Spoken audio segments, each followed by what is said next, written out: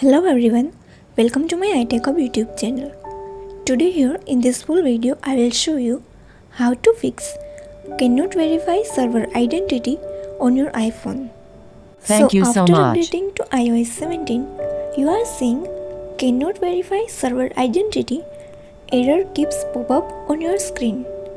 Many iPhone and iPad users are talking about this issue on Apple forums.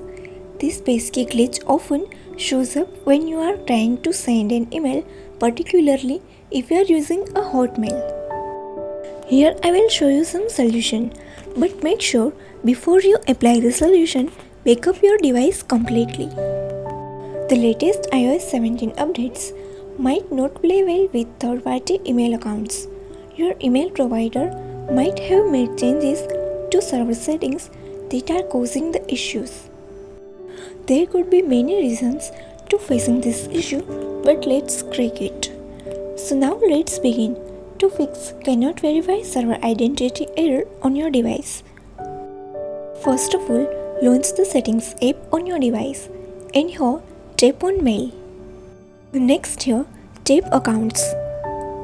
Then here find and select the email account causing the issue. Next here tap on delete account and again tap on delete from my iPhone. But don't worry, this won't erase your account, just remove it from your Apple device.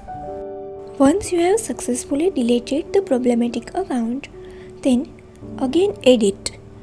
Open mail in settings and then tap on accounts. In the account section, tap on add account and here select your email provider. Enter your email ID and password. But if you are using Hotmail or Outlook, approve any permissions that pop up. So that's how easily you can fix the issue for cannot verify server identity on your iPhone. Hopefully this video will helpful for all of you.